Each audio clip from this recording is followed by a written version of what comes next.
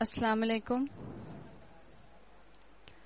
الحمد للہ الذی نحمده ونستعینه ونستغفره ونؤمن به ونتوکل علیہ ونعوذ باللہ من شرور انفسنا ومن سیئات اعمالنا من یهد اللہ فلا مضل له ومن یضلل فلا هادی له ونشهد ان لا الہ الا اللہ وحدہ لا شریک له ونشهد ان محمدا عبد اللہ ورسولہ ثم اما بعد فاعوذ باللہ من الشیطان الرجیم بسم اللہ الرحمن الرحیم رب اشرح لی صدری ویسر لی امری واحلل عقدۃ من لسانی یفقهوا قولی اللہم ثبتنا عند الموت بلا الہ الا اللہ. اے ہمارے اللہ، ہمیں ہماری موت پر کلمہ لا الہ الا اللہ پر ثابت قدم رکھیے. آمین یا رب العالمین. آیت نمبر 185، یہاں سے رمضان کے روزوں کی فرضیت کی بات کی گئی. شہر رمضان الذی، رمضان وہ مہینہ ہے، الذی انزل فیہ القرآن، جس میں قرآن کو نازل کیا گیا. اسکالرز کہتے ہیں کہ اللہ تعالیٰ نے رمضان کے روزے جب مسلمانوں کے اوپر 30 دن کے فرض کر دیے تو ایک طرح سے مسلمانوں کو موسیٰ علیہ السلام کی شریعت سے بالکل علیحدہ کر دیا گیا. آپ دیکھ رہی ہیں پہلے قبلہ علیحدہ کیا گیا تھا اور اب یہ بتا دیا گیا کہ رمضان کا مہینہ وہ مہینہ ہے جس میں تمہارے اوپر قرآن نازل کیا گیا. یہاں یہ نہیں کہا گیا شہر رمضان الذی کتب علیکم الصیام، رمضان کا مہینہ وہ مہینہ ہے جس میں تم پر روزے فرض کیے گئے. یہ آیا یہاں پہ؟ یہ تو نہیں آیا. یہاں آیا شہر رمضان الذی انزل فیہ القرآن، یہ قرآن کا مہینہ ہے. اس لیے بار بار بات کی جاتی ہے کہ رمضان کے مہینے کو قرآن کا مہینہ بنائیں، رمضان کے مہینے میں میکسیمم وقت قرآن کے ساتھ گزاریں. رمضان کے مہینے کے اندر قرآن کا ذکر کیا گیا اور آگے قرآن ہی کے مختلف نیوٹریشنل فیکٹس بیان کر دیے گئے. جیسے میرے جسم کو خوراک کی ضرورت ہوتی ہے، میرا جسم مٹی سے بنا ہے، مٹی میں ڈیکمپوز ہو جائے گا، اس کی خوراک بھی مٹی سے آتی ہے. میرے جسم کا دوسرا اسٹرانگ ایلیمنٹ میرا اسپرچل بینگ ہے، روحانی وجود ہے. روح آسمانوں سے آئی ہے، روح اللہ کے نور میں سے ایک نور ہے، تو اس کا خوراک، اس کا فوڈ یہ بھی آسمانوں سے آئے گا. اور اللہ نے اس نور کا جو خوراک بھیجا ہے، اس روح کا جو خوراک بھیجی ہے وہ قرآن کی شکل میں بھیجی ہے. اور جس طرح ہماری جسمانی خوراک کے نیوٹریشنل ویلیوز ہوتی ہیں، اسی طرح قرآن کی آگے نیوٹریشنل ویلیوز بیان کی گئیں. کیا ہے قرآن؟ ہدی للناس، لوگوں کے لیے ہدایت ہے. آپ جس مقصد کے لیے اس کو پڑھیں گی، آپ کو اللہ تعالیٰ اس میں سے آپ کے مسئلے کا حل نکلوا دیں گے. آپ کو پتہ چل جائے گا کہ آپ کو کیا کرنا چاہیے.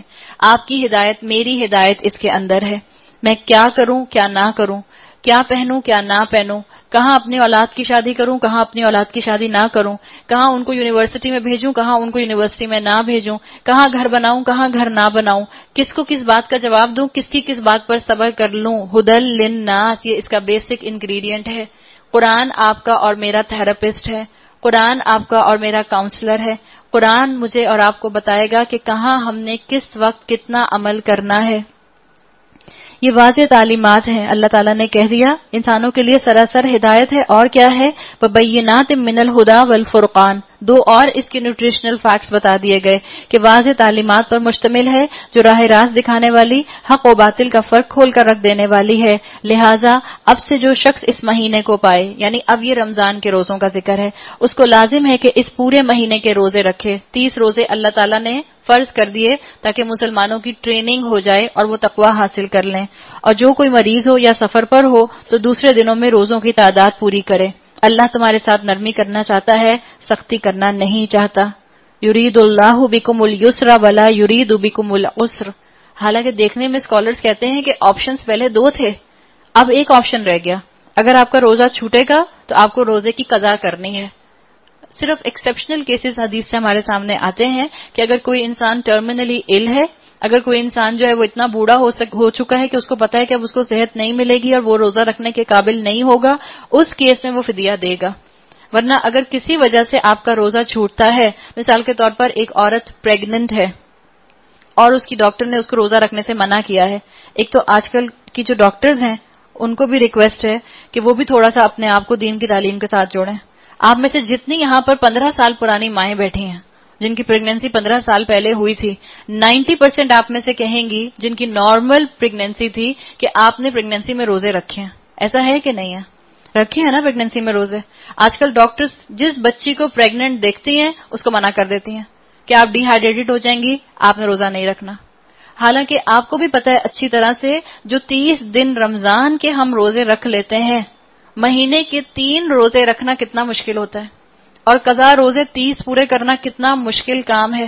تو اگر کوئی بچی اپنی صحت کو دیکھتی ہے کہ اس کی پریگنینسی نارمل ہے، اسے کوئی فزیکلی پرابلم نہیں ہے، کوئی اس کے ساتھ ہیلتھ ایشو نہیں ہے، تو وہ آرام سے اللہ کا نام لے کر روزہ رکھ سکتی ہے. ایک بات. دوسرا، اگر وہ کسی وجہ سے روزہ چھوڑتی ہے پریگنینسی میں تو اس کو فدیہ نہیں دینا. اس کو نیت یہ کرنی ہے کہ جیسے ہی میری صحت دوبارہ سے اچھی ہوگی تو اب میں اپنے روزوں کی قضا پوری کروں گی. اللہ تعالیٰ نے یہاں پر کہنے کو، وہ کہتے ہیں اسکالرز کہ اللہ نے 2 آپشنز میں سے ایک آپشن چھوڑ دیا صرف کہ قضا پوری کرنی ہے، اور یہ کہا یرید اللہ بکم اليسر ولا یرید بکم العسر. اللہ تمہارے لیے آسانی چاہتا ہے، تنگی نہیں چاہتا. تو یہ کیسی اللہ نے اب کی دفعہ آسانی کی؟ اللہ نے آپ کا اور میرا ٹریننگ پیریڈ بڑھا دیا ہے.